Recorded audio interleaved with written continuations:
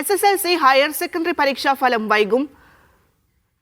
May 3-ാം വാരം SSLC ഫലപ്രഖ്യാപനം നടത്തും. ഹയർ സെക്കൻഡറി ഫലം മെയ് 25-നാണ് പ്രഖ്യാപിക്കുക. തെരഞ്ഞെടുപ്പ് കാരണമാണ് ഫലം വൈകുന്നതെന്ന് വിദ്യാഭ്യാസ മന്ത്രി വി ശിവൻകുട്ടി പറഞ്ഞു.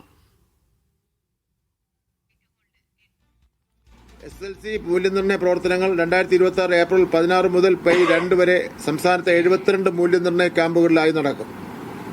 മൂല്യനിർണ്ണയ ക്യാമ്പ് ഉദ്യോഗസ്ഥന്മാരടക്കം 12,000-ഓളം അധ്യാപകരും ജീവനക്കാരും മൂല്യനിർണ്ണയ പ്രവർത്തനങ്ങളിൽ പങ്കെടുക്കും. ടാബുലേഷൻ നടപടികൾ പൂർത്തിയാക്കി മെയ് 3-ാം വാരം SSLC പരീക്ഷാ ഫലം പ്രസിദ്ധപ്പെടുത്തും. 2026 മാർച്ച് മാസത്തിൽ നടന്ന ഹയർ സെക്കൻഡറി പരീക്ഷയുടെ മൂല്യനിർണ്ണയം ഏപ്രിൽ മാസം 16-ന് ആരംഭിച്ച് മെയ് 25-ന് ഫലപ്രഖ്യാപനം നടത്താൻ കഴിയുന്ന രീതിയിലാണ് ക്രമീകരിച്ചിട്ടുള്ളത്. 63 സിംഗിൾ വാല്യുവേഷൻ ക്യാമ്പുകളും 26 ഡബിൾ വാല്യുവേഷൻ ക്യാമ്പുകളും ഉൾപ്പെടെ ആകെ ക്യാമ്പുകൾ 89 മൂല്യനിർണ്ണയ ക്യാമ്പുകൾ പ്രവർത്തിക്കുന്നു. സഫാൻ ചേരുന്നുണ്ട് വാർത്താ വിശദാംശങ്ങളുമായി. സഫാൻ, എങ്ങനെയാണ് വിവരങ്ങൾ? ഭദ്ര, മെയ് 8-ന് ഈ SSLC ഫലപ്രഖ്യാപനം നടത്തുമെന്നായിരുന്നു നേരത്തെ പ്രഖ്യാപിച്ചിരുന്നത്. ആ ഫലപ്രഖ്യാപനമാണ് മെയ് 3-ലേക്ക് മാറ്റിയിരിക്കുന്നത്. ഹയർ സെക്കൻഡറി ഫലപ്രഖ്യാപനം മെയ് 22-ന് പ്രഖ്യാപിക്കുമെന്നായിരുന്നു വിദ്യാഭ്യാസ വകുപ്പ് നേരത്തെ അറിയിച്ചിരുന്നത്. അത് 25-ലേക്ക് മാറ്റുമെന്നാണ് മന്ത്രി വി ശിവൻകുട്ടി ഇപ്പോൾ വാർത്താ സമ്മേളനം നടത്തി പറഞ്ഞിരിക്കുന്നത്. സാങ്കേതികപരമായ മാറ്റം മാത്രമാണ്. തെരഞ്ഞെടുപ്പുമായി ബന്ധപ്പെട്ടും അതിൻ്റെ ജോലിയിലൊക്കെ അധ്യാപകർ വ്യാപൃതമായ ഒരു സാഹചര്യത്തിൽ കൂടിയാണ് ഈ മാറ്റം എന്നാണ് വിദ്യാഭ്യാസ വകുപ്പ് അറിയിച്ചിരിക്കുന്നത്.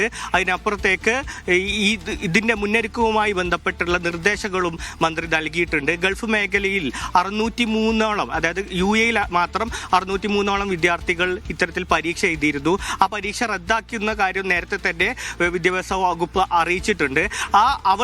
അവർക്കും ഈ ഫലപ്രഖ്യാപനത്തിനോടൊപ്പം തന്നെ ഫലം പ്രഖ്യാപിക്കും. മോഡൽ പരീക്ഷയുടെ അടിസ്ഥാനത്തിലായിരിക്കും അവർക്ക് ഇതുമായി ബന്ധപ്പെട്ടുള്ള മൂല്യനിർണ്ണയവും കാര്യങ്ങളൊക്കെ ഉണ്ടാവുക എന്നാണ് പറയുന്നത്.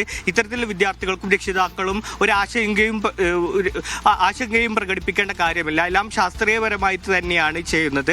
ഗൾഫ് മേഖലയിൽ ഉണ്ടായ യുദ്ധത്തിന്റെ കൂടി പശ്ചാത്തലത്തിൽ വിദ്യാർത്ഥികളെ കൂടി കണക്കിലെടുത്തായിരിക്കും ഈ വിദ്യാഭ്യാസ വകുപ്പ് ഇത്തരത്തിലൊരു തീരുമാനമെടുക്കുക. അവർക്ക് അതിൽ ഗ്രേസ് മാർക്കൊക്കെ നൽകിയായിരിക്കും അവരുടെ മൂല്യനിർണ്ണയവും മാർക്ക് അടിസ്ഥാനമൊക്കെ നൽകുക എന്നാണ് മന്ത്രി വി ശിവൻകുട്ടി പറഞ്ഞത്. ഏതായാലും ഇന്നു മുതൽ സഫ്വാൻ, എന്തായാലും കുട്ടികൾ ആശങ്കപ്പെടേണ്ട സാഹചര്യം ഇല്ല എന്ന് മന്ത്രി പറഞ്ഞു വെക്കുന്നു.